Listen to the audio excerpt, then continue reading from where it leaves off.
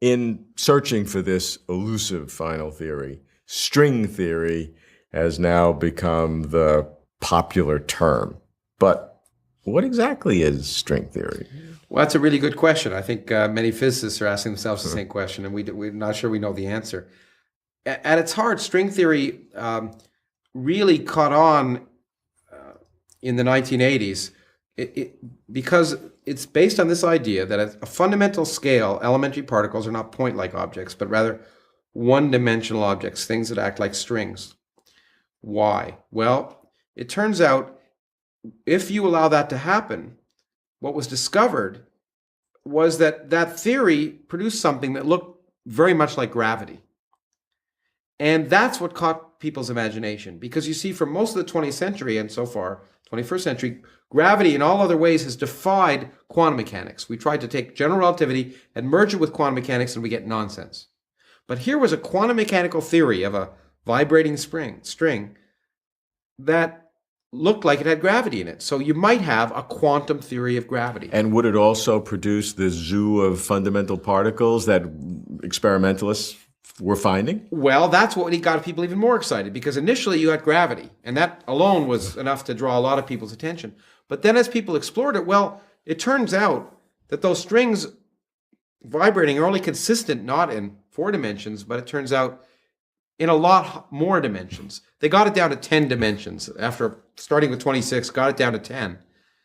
And so vibrating strings at 10 dimensions would produce, in our 4-dimensional world, something that looked like gravity. Now you may say, well, that's a lot of extra stuff for nothing. But it turns out because of those extra dimensions, you also get a lot of extra stuff in the theory.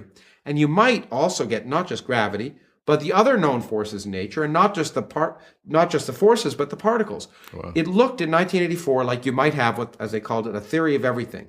You might explain the entire observable fundamental structure of the universe, forces and particles, with a single idea, and everyone got very excited. And if life were an impressionist painting, then we'd be happy. The trouble is, as we began to explore string theory in finer and finer detail, a lot of the excitement, a lot of the hope, in some sense, has evaporated, because the models that looked like they might explain the 4 forces in nature and 3 families of elementary particles, those models, we realized, were not particularly good approximations to string theory. And then it turned out there were a bunch of different string theories, not one. And if you want to have a theory of everything, you hope it's unique, right? So there were a bunch of different ones, but they were discovered, well, they're actually all different manifestations of a single theory. Great. But not a single theory in 10 dimensions, a single theory in 11 dimensions. A theory called M theory. We don't know what M stands for, but it's called M theory. What's one more dimension? Yeah, but in this case, it turns out when you have that extra dimension and that theory began to be investigated, it turns out that strings themselves may not be the fundamental objects after all, just like particles weren't in 4 dimensions. Strings may themselves be an illusion. It turns out the dominant, most important things may have been things that weren't even known about in 1984, things called brains, like membranes. A three-dimensional universe would be like a 3-brain, 4 dimensions, 5 dimensions, 6 dimensions, and the dynamics of those things make the theory almost infinitely more complicated. And what's been discovered is that perhaps this theory may have nothing to do with reality, but even worse, maybe it does have something to do with reality, and there's no possible way for us to make a connection between that abstract idea in 11 dimensions. It's really not even yet a theory. It's an idea in search of a theory, because it's so complicated that we're realizing, for example, that it might not predict a single kind of universe like our own, but perhaps 10 to the 500 universes.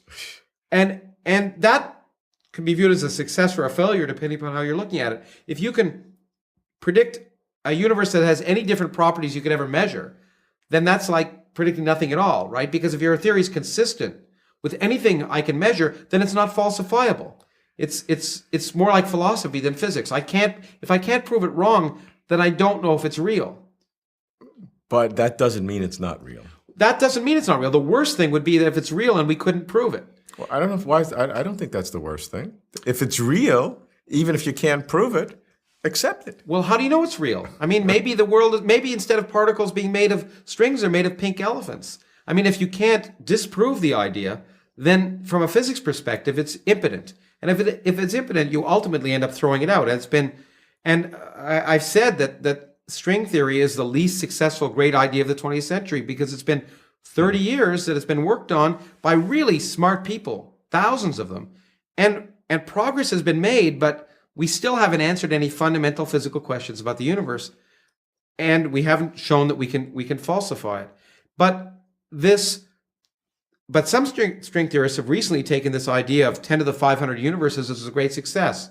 Because as we look out at the universe, we've discovered it's kind of crazy in a number of different ways. There's certain properties like dark energy and other things that are completely inexplicable. Some people have said maybe there's really no fundamental explanation of why the universe must be the way it is. No unique necessary. It may just be an accident. Physics may be an environmental science.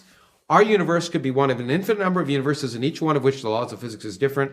And we live in our universe because our universe allows life.